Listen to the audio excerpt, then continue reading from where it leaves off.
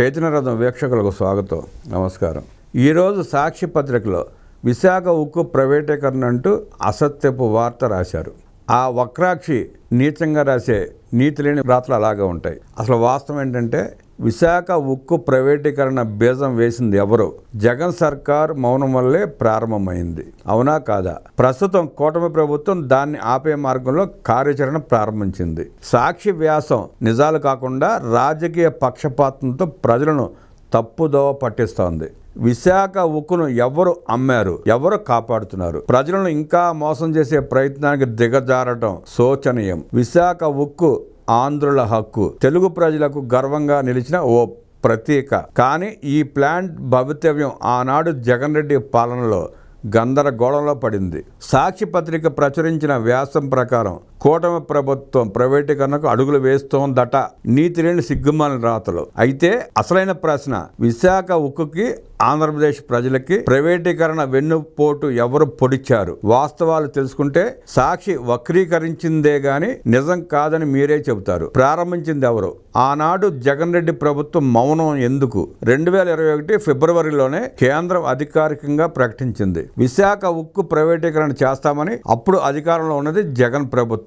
పార్లమెంట్లో వైసీపీకి 22 మంది ఎంపీలు ఉన్నా ఒక్కరో దీనికి వ్యతిరేకంగా గళమెత్తలేదు, మాట్లాడలేదు. ఆనాడు ఆంధ్రప్రదేశ్ ముఖ్యమంత్రిగా ఉన్న జగన్మోహన్ రెడ్డి ఒక లేఖ మాత్రమే రాశారు, అంతే. ఆ తర్వాత ఢిల్లీకి వెళ్లి ప్రధాని మోదీని కలవలేదు, ఉద్యమించలేదు. పదే పదే స్వామి నా కేసులు అన్నట్టు తల దించి తల వంచి ప్రాధేయపడ్డాడే గాని విశాఖ ఊసే ఎత్తలేదు జగన్ రెడ్డి. ప్రజలు కార్మికులు రోడ్డెక్కితే వారిపై కేసులు పెట్టింది వైసీపీ ప్రభుత్వమే.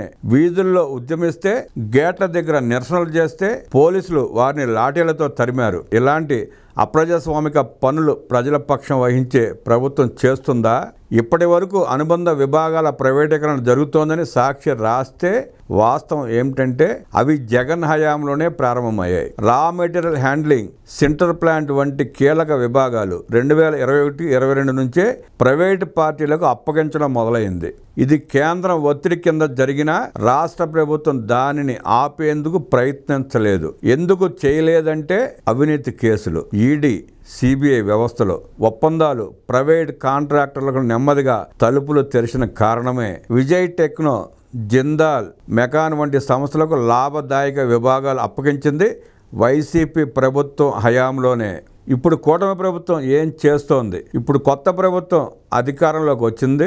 చంద్రబాబు గారు ప్లాంట్ని ఎలా తిరిగి నిలదొక్కునేలా చేయాలో అనే ఆలోచన చేస్తున్నారు. పవన్ కళ్యాణ్ గారు కేంద్రం పైన ఒత్తిడి వేస్తున్నారు. కూటమి ప్రభుత్వం లక్ష్యం పూర్తిగా విక్రయం కాకుండా కార్మికుల ప్రయోజనాలను కాపాడుతూ ఆప్షన్స్ అన్వేషించడం, ప్రైవేట్ పరచడం కాదు. కాంట్రాక్టర్ ఇవ్వడం, సమర్థ నిర్వహణ కోసం భాగస్వామ్య ఆలోచనలు మాత్రమే పరిశీలిస్తున్నారు.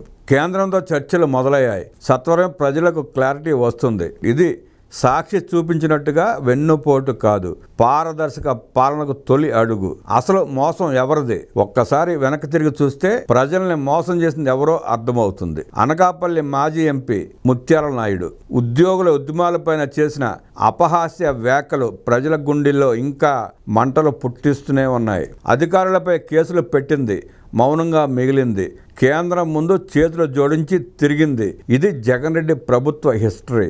ఇప్పుడు అధికారంలో లేక విషపుత్రిక సాక్షి ద్వారా విమర్శలు చేయడం దిగజారుడికి నిదర్శనం.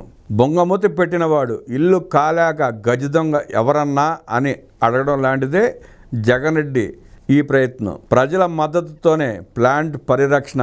ప్రస్తుతం కేంద్ర ప్రభుత్వ నిర్ణయాన్ని మార్చాలంటే ప్రజా ఒత్తిడితో పాటు రాష్ట్ర ప్రభుత్వ చురుకైన చర్చలు అవసరం. ఇప్పుడు ఆ దిశగానే కూటమి ప్రభుత్వం అడుగులు వేస్తోంది. కార్మిక సంఘాలు కూడా కొత్త ప్రభుత్వంపై నమ్మకంతో ఉన్నాయంటే ఎందుకో తెలుసుకోండి. కార్యాచరణ, పారదర్శకత మరియు పార్లమెంటరీ మద్దతు ఇవన్నీ ఇప్పుడు ఉన్నాయి. ప్రజలు ఇప్పుడు అడగాల్సింది 2021లో మౌనంగా ఉన్నవారు ఎవరు? అప్పట్లో కార్మికుల కన్నీళ్లు పట్టించుకొని వారు ఎవరు? ఇప్పుడు మాయ మాటలు చెప్పే అర్హత వారికి ఉందా? నిజం ఎప్పుడూ గెలుస్తుంది. ప్రజల భవిష్యత్తుతో ఆటలు ఆడేవారు ఎప్పటికీ నిలబడరని చరిత్ర చెబుతోంది.